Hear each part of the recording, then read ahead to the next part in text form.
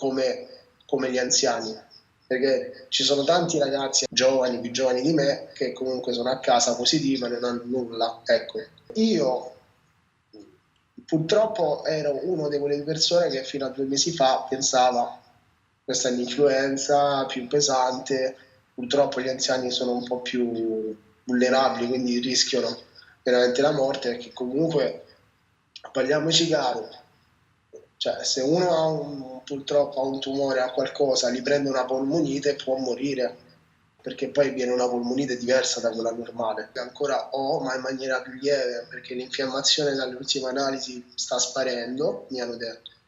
Ma è un virus forte, nel senso io non mi pensavo di combattere contro una cosa così grande, contro cose forti, perché è un virus che non ti lascia in pace. Appunto, come dicevo prima, io i primi 2 giorni sono stato male, poi mi sono ripreso, sono stato bene 2 giorni. Una notte di botto ho avuto quei colpi di tosse, quel soffocamento che volevo morire, soffrivo proprio. E io non pensavo che fosse così forte. Anche quando ero in ospedale mi sono tranquillizzato e tutto, ho detto, beh, io sto male ma mi sento meglio.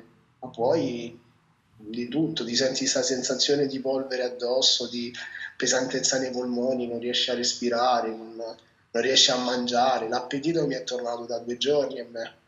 Riesci a sentire il sapore, l'odore delle cose. Cioè, e poi l'altra cosa che ti dà è questo malessere, diciamo, interiore che ti prende una depressione assurda. Io veramente alcune volte ho detto qui, non dico che la voglio far finita, ma è veramente straziante. Quindi là mi ha ritirato soltanto l'affetto degli amici, della gente che mi scrive ovunque, perché comunque il mio messaggio è arrivato veramente a tutta Italia. Ora sto molto meglio anche emotivamente, dai. Se tutto va bene dovrei uscire venerdì, perché oggi ho fatto il primo tampone, domani ho i risultati, mercoledì ho il secondo. Se tutti e due sono negativi, io giovedì ci avrò i risultati del secondo e venerdì ci saranno le dimissioni. La mia paura è che magari uno dei due sia positivo e quindi altri 15 giorni in ospedale, terapia. Non ce la faccio. Il tampone funziona nel metterti un conto fioc nel naso, prendere un campione e uno nella gola. Per essere sicuri al 100% se ne fanno due, diciamo, in via di guarigione. Questo secondo me. Beh, sicuramente una doccia, perché devi sapere che purtroppo rapito da casa non mi hanno neanche dato la possibilità di portarmi un cambio, ho la stessa roba dal 15, poi ovviamente in ospedale mi hanno dato, sai, dei cambi, magari delle cose cosegetta, mi hanno dato la possibilità di lavarmi un po' a pezzi così, però non mi sento ancora a mio agio, diciamo, da quel punto di vista. Però certo, finito tutto, innanzitutto torno a Roma, casa mia, che manca da tanto perché devi sapere che io di lavoro faccio il croupier e lavoravo in Inghilterra, quindi sono stato lì quasi 2 anni. Sono tornato il 1° dicembre in Italia. Il 18, che era il mio compleanno, sono venuto qua in Trentino. A Roma sono stato pochissimo, quindi famiglia, amici, non l'ho vissuto tanto come vorrei, ecco.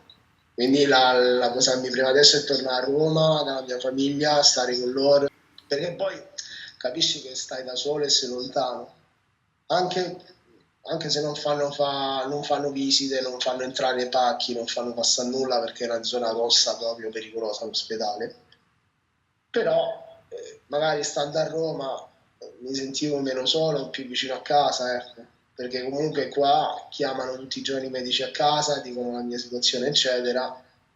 Ogni volta un colpo al cuore penso per mia madre e mio padre, ma perché comunque sto lontano, succede qualcosa, va le corna, insomma, non è bello stare così lontani. Già se stavo a Roma si sentivano più tranquilli e io anche. Allora, questa domanda l'ho fatta a diversi medici e mi hanno detto tutti che guarito una volta sei immune al virus. Quindi torno a Roma, non devo fare quarantene, ecco. Nel senso non devo stare isolato, posso stare comunque con la mia famiglia, ovviamente sempre con le precauzioni. Anch'io pensavo dovessi fare una settimana di isolamento a Roma. Quando sono stato spostato qui da Rovereto, in teoria devo finire l'ultima fase senza terapia, come adesso, in una casa da solo. E non potevano farmi venire a Roma e quindi mi hanno spostato in questo ospedale dove sono monitorato, dove sto molto meglio, dove c'è un bagno, c'è una TV. Ribadisco il messaggio che ho dato nei social, è quello di restare a casa, di avere un minimo di senso civico, essere un po' più responsabili, perché è un virus che ti prende, che non si manifesta subito e basta veramente un contatto. La gente non ha capito la gravità della situazione, ma anche gli anziani ho visto che escono. Gente che dice che se ne frega perché tanto la vita l'ha fatta, se deve morire muore. Ho visto dei video assurdi.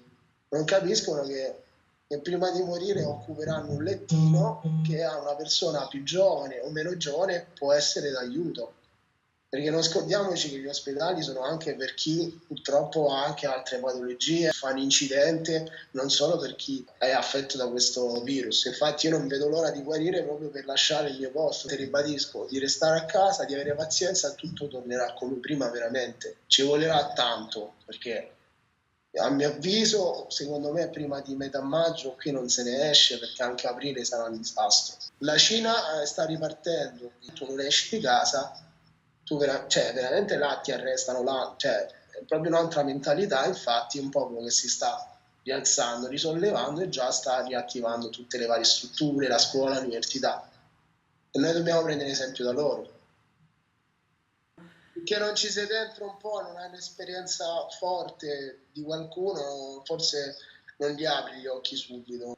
Non voglio né far per a nessuno né diventa un caso mediatico, ma il mio messaggio voglio veramente che sia ad esempio a tutti. O fai i tamponi a tutta la popolazione italiana, cosa che praticamente è impossibile adesso, ma perché anche fare la spesa è pericoloso. Io infatti penso di averlo preso a noleggio sci, facevo le ricevute dei noleggi e quando c'è stato il periodo in cui dovevano chiudere le piste e tutto, la gente della zona rossa della regione Lombardia, che ancora non era ufficialmente chiusa, è venuta a sciare. Io vedevo i documenti Lodi, Milano, Brescia, Bergamo, Varese, tutte quelle province a rischio.